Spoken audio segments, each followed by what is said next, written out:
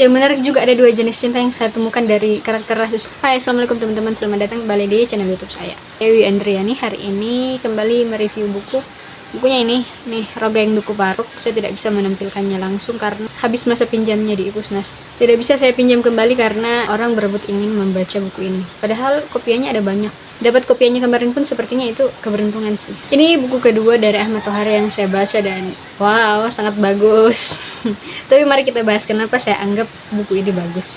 Jadi ternyata Rongeng Duku Paruk ini dulunya merupakan trilogi yang terdiri dari 3 buku. Yang pertama Catatan Buat Emak, yang kedua Lintang Kemukus Dini Hari, dan yang ketiga Jantera Biang Lala.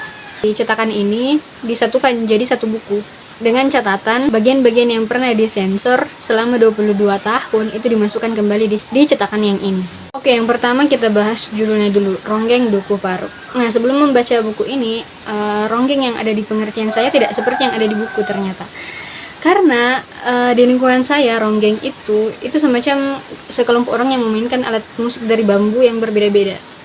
Semacam sekelompok orkestra gitu, tapi alat musiknya pakai bambu. Itu pun saya tidak pernah menontonnya, hanya mendengar cerita dari orang-orang tua. Karena mungkin sudah hampir punah juga sih. Sedangkan ronggeng yang ada di sini lebih ke seorang penari, ya juga tetap diiringi alat musik. Salah satunya mungkin dari bambu. Di buku ini tuh ronggeng maksudnya lebih ke seorang ronggeng gitu, seorang penarinya, dan tariannya pun lebih ke tarian yang erotis ya, gitulah.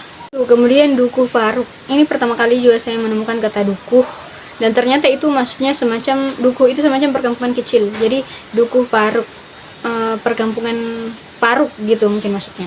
Cerita dalam buku ini berlatar pada tahun 1960-an, tempatnya di pedukuhan itu ya, di Duku Paruk itu. Dengan tokoh utamanya ya si ronggeng itu sendiri, namanya Serintil, dengan teman masa kecilnya yang bernama Rasus. Jadi bagaimana perjalanan kehidupan mereka itu sejak kecil sampai akhirnya bukunya selesai. Oke, silakan membaca buku ini. Buku bagian pertama ini menceritakan masa kecilnya mereka, masih belasan tahun, Serintil dengan Rasus, dan juga ada kedua temannya, tapi kedua temannya ini akan jarang disebutkan.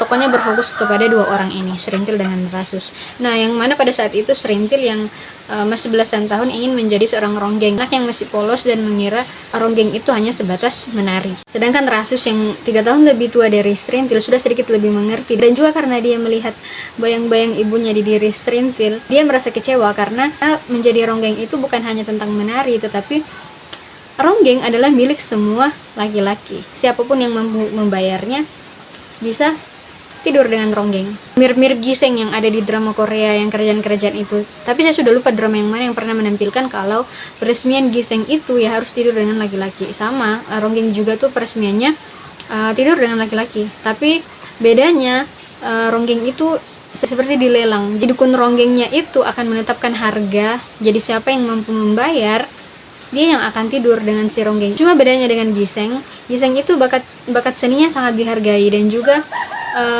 wawasannya harus luas gitu. Karena mereka bergaul juga dengan para bangsawan-bangsawan, sedangkan ronggeng hanya sebatas menari dan melayani laki-laki. Masuk buku kedua, ini lebih berfokus kepada Serintil, bagaimana dia tumbuh secara fisik dan mental.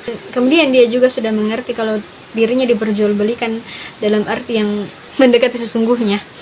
Dan bagian inilah agak berat karena disinilah terjadi puncak pertikaian politik pada September 1965. Di sini digambarkan bagaimana orang-orang yang tidak tahu apa-apa jadi korban pertikaian politik tersebut. Bahkan Serintil yang ditahan selama 2 tahun. Masuk buku ketiga ini masih berfokus ke kehidupannya Serintil, tapi setelah dia bebas dari tahanan politik itu, bagaimana masyarakat memandangnya, kondisi psikologinya, dan juga bagaimana akhirnya citra dirinya itu sedikit demi sedikit mulai diperbaiki. Itu sedikit tentang bukunya. Nah, kenapa saya suka bukunya? Ini agak sulit dijelaskan karena sepertinya agak kompleks ya.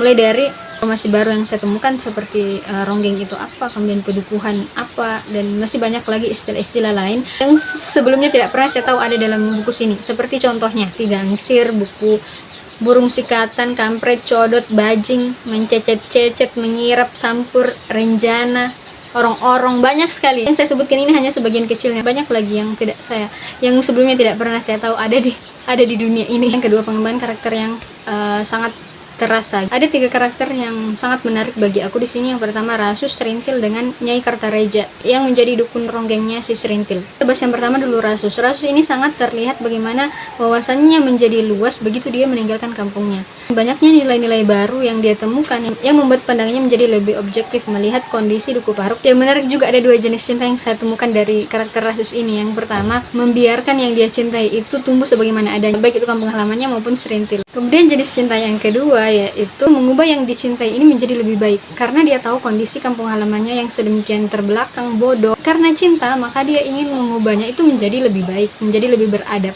Karakter Serintil juga terlihat sangat jelas perkembangannya, yang mana awalnya dia sangat penurut kepada dukun ronggengnya itu, sangat mempercayai tradisi mereka turun-temurun yang akhirnya bisa menentukan keinginannya sendiri. Kemudian karakter yang ketiga, sebenarnya saya tidak suka karakter Nyai Kartareja ini. Menariknya karena dia sangat pandai memperlakukan laki-laki. Misalnya bagaimana supaya laki-laki itu tertantang, kemudian bagaimana menghadapi laki-laki yang marah, itu Nyai Kartareja. Yang ketiga, kondisi sosial dan politik di dalam buku ini. Kondisi sosialnya itu terjadi ketimpangan, yang mana pemerintah merasa malu dengan adanya kampung Duku Paruk yang terbelakang itu. Padahal kan seharusnya mereka yang bertanggung jawab. Kemudian juga pada saat Serintil sudah mulai terkenal dalam ronggeng, di pedukuhan itu yang kaya hanya dia dengan Nyai Kartareja. Orang-orang lain di pedukuhan itu dia tetap saja sama hidupnya. Jadi sangat timpang ketika Serintil sudah punya berbagai macam perhiasan. Orang-orang sekelilingnya tidak mendapat manfaat ekonomi dari situ. Selain itu juga sangat tergambar bagaimana mereka sangat percaya akan arwah leluhur, bagaimana kondisi kebodohannya, bagaimana kondisi sakitnya, bagaimana tidak beradabnya, tapi juga bagaimana mereka sangat bersahaja dan selaras dengan alam. Itu gimana ya? Kemudian kondisi politiknya itu sangat tergambar karena ini latarnya tahun 1960-an, sangat jelas tergambar bagaimana kondisi masyarakat itu sebelum tahun 1965 sampai akhirnya puncak pertikaian politik itu terjadi, bagaimana kondisi masyarakat, kemudian tahun-tahun setelahnya seperti apa, bagaimana kondisi tantangan politik. Kemudian yang terakhir itu dari sisi sastranya. Saya kurang tahu mau berkomentar seperti apa, tapi cara penulis menggambarkan suasana itu misalnya nih, suasana kerusuhan bagaimana, suasana tenang seperti apa, di siang sore, itu sangat indah pemilihan kata-katanya. Ya bukan seperti puisi juga, keindahan diksinya puisi dengan keindahan diksinya novel itu kan berbeda ya. Ya pokoknya berbeda jenis keindahannya, cuman saya masih kurang tahu bagaimana mengomentari. Mungkin karena ilmu saya belum nyampe kayak kritik sastra, masih sekadar review personal. Dan terakhir, buku ini diperuntukkan bagi umur 17 tahun ke atas. Jadi kalau kamu masih di bawah umur, gak usah, jangan dulu dibaca. Karena adanya kekerasan fisik seperti pembunuhan, pertikaian politik, kata-kata kotor yang tidak pantas untuk anak-anak, dan juga ya mungkin bisa disebut praktik prostitusi. Kalau kekurangannya, saya tidak menemukan kekurangan yang berarti. Hanya saja menurutku bukunya ini sangat berat karena digabung jadi 3 buku itu. Mungkin memang lebih baik kalau dipisah-pisah 1 buku saja. Oke, saya kira itu yang bisa saya bahas dari buku ini. Dan see you.